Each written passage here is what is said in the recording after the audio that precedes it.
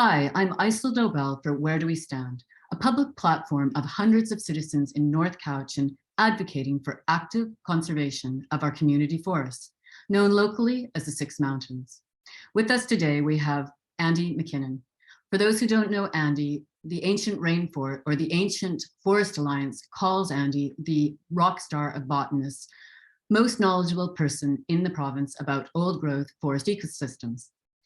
Andy is the co-author of 6 best-selling books about North American plants.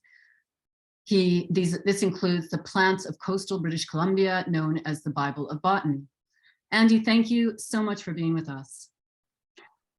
Thank you so much for the invitation, Isel. And hello to all of my friends with the Cowichan First Nation and the community of North Cowichan.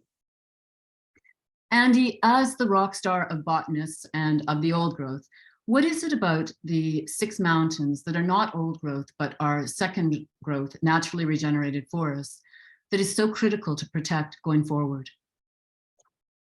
I spent many years of my research career describing and mapping forest ecosystems in British Columbia in a system of classification called the biogeoclimatic classification.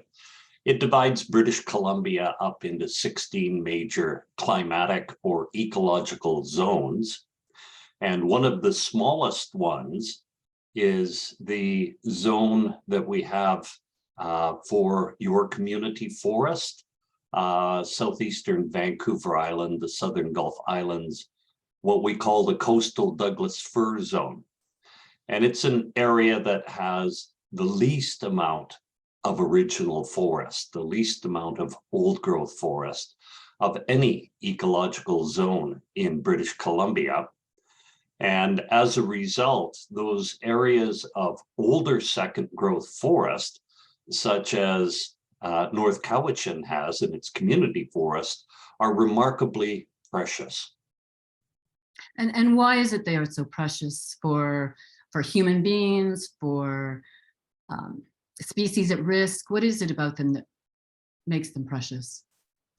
When we put together an old growth strategy for the province in the early 1990s, that's right, there was a strategy developed but not implemented in the early 1990s.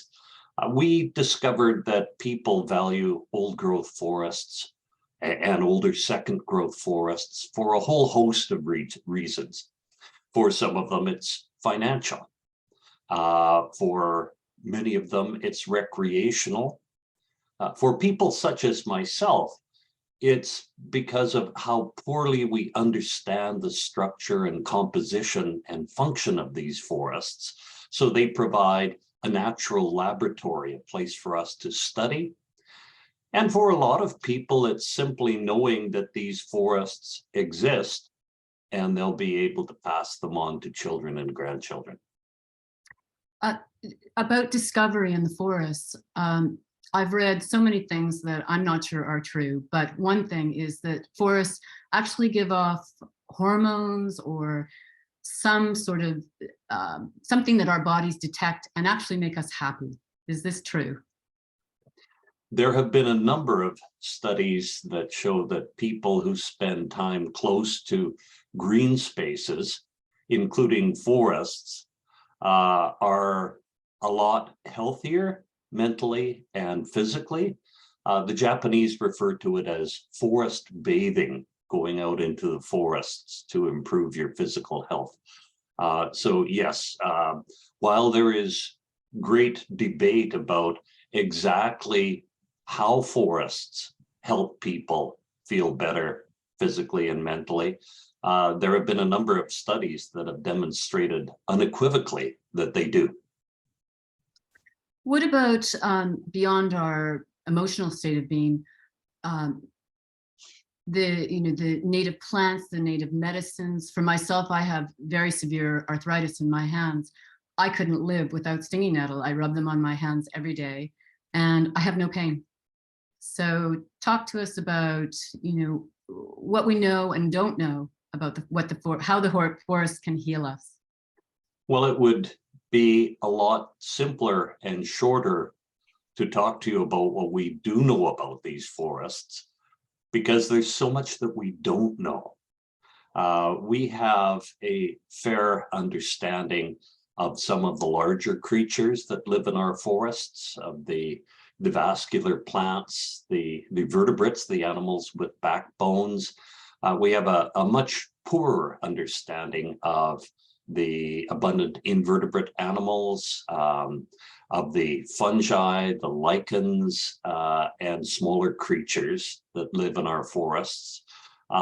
Even what the species are in these forests.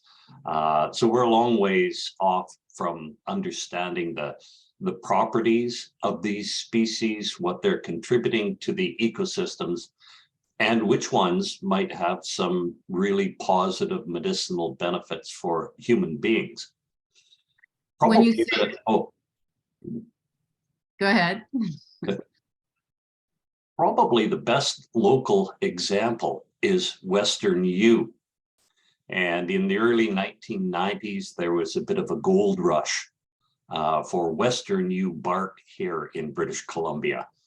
People were stripping the bark from the trees and selling it to a pharmaceutical company in the United States, Bristol Myers Squibb, that was extracting Taxol, a very important chemotherapeutic drug, from the bark. And they actually managed to wipe out the Western yew trees in a couple of areas of British Columbia. Fortunately, they learned how to semi-synthesize and then synthesize the Taxol compound without the yew bark, and the yew is recovering in British Columbia. But recent research suggests that it's not the yew that's producing the Taxol, but the microscopic fungi that are living in the twigs and the needles of the Western yew that are producing these important compounds.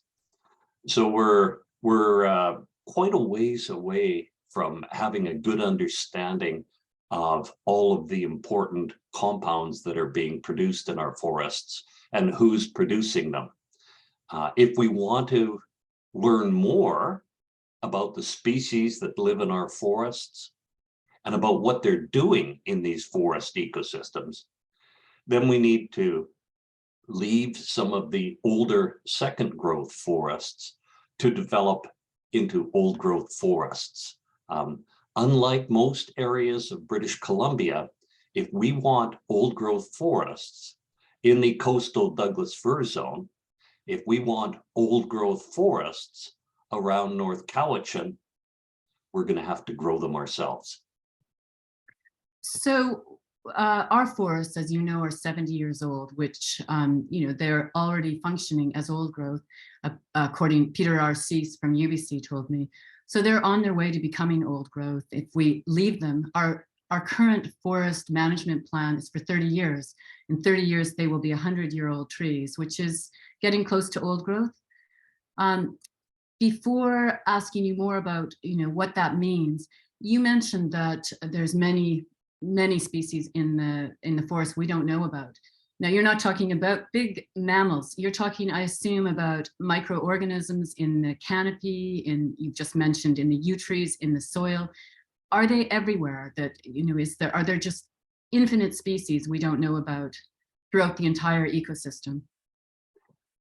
Well, there aren't infinite species, but there are an awful lot of species that we know very little about.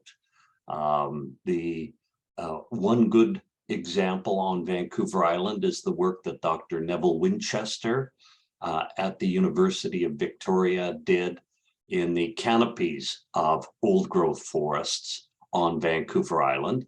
And when he began his work in 5 Sitka spruce trees in the upper Carmanah Valley, he found that about a third of the species that he was finding were new to science. Had not been described before. So that's a good reflection of the state of our knowledge. In fact, he wrote a paper about what he called centennial extinctions, which are the extinctions of species before we even knew that they existed. And And how these, this, and oh, sorry, and yeah, how this must have happened a lot on Eastern Vancouver Island.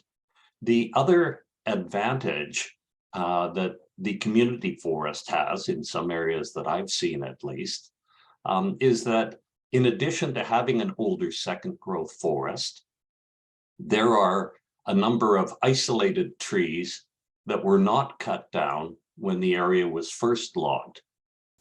Foresters refer to those as veteran trees. And since many of the organisms, like the arthropods that live in the canopies of old growth trees, and the cyanolichens that live in the canopies of these trees are growing right up near the top of these older trees. An older second growth forest with a scattering of original trees in it is a much richer place. These original trees can serve as a source of inoculum for some of these canopy arthropods and cyanolichens for the maturing second growth trees. in our public consultation right now about the UBC scenarios, the four scenarios, basically two that are clear cutting. One leaves 15%, one leaves 35 to 40%, and then two active two conservation options. To look at these clear cutting, whether they're, we call them patch clear cuts, but over 30 years, they will add up and they will cause fragmentation, which, maybe you can talk about for us, what happens when you fragment an intact ecosystem versus, cutting it into pieces and here and there and there and there, and it adds up. Talk to us about that. There have been forestry plans developed for places like Clayoquot Sound, for example, on the west coast of the island that talk about a restricted amount of harvesting that's going to take place each year. But if you add it up over a number of decades, and we have to think in terms of decades and centuries when we're managing a forest, you pretty quickly get to 100% of the land base that ends up being logged, even if you're only logging 1 or 2% of it each year. And so I think it's important to actively plan for the area that you want to retain. And if you're trying to maintain some plant species, some beetle species, and you have a pretty good idea of where they're living right now, you can retain smaller areas. But there are creatures that live in and around the community forest that require larger patches of forest, or they will disappear. These tend to be the vertebrate animals, and perhaps some of the cyanolichens. And if you don't leave large enough blocks of intact forest, these creatures will not be part of the forested ecosystems in the North Cowichan Community Forest. A lot of the times it's because they need that interior habitat, the interior climate of the forest. And the concept of fragmentation is simply that you're not taking all of the forest, but once you start taking a block here and a block there, it's not too long before large portions of your forest are within 50 or 100 meters of a cut block.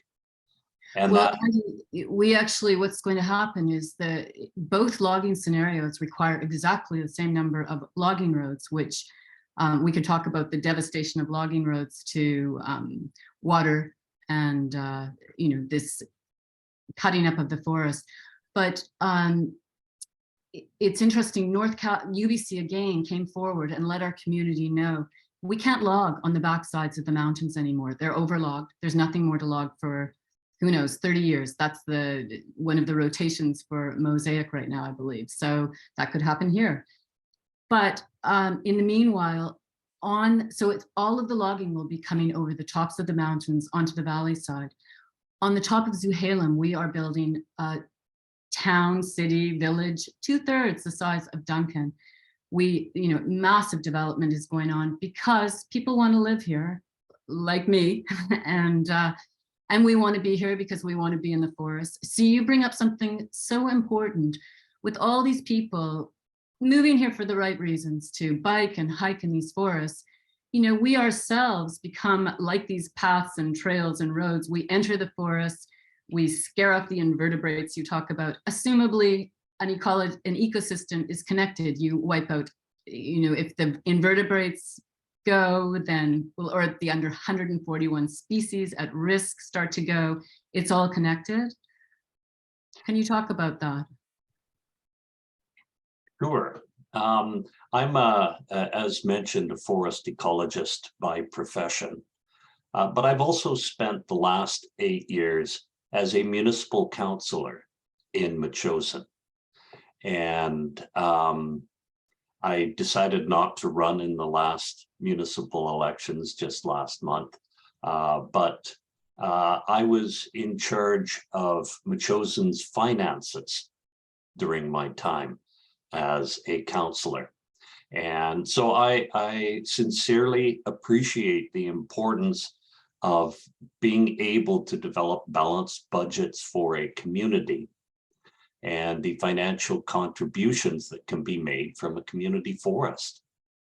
And I think it's just important for the discussion here to appreciate that we're talking about the way in which those financial contributions from the forest will be made. We're not talking about actually losing those financial contributions. We're talking about whether they're going to come from logging or from some other revenue source.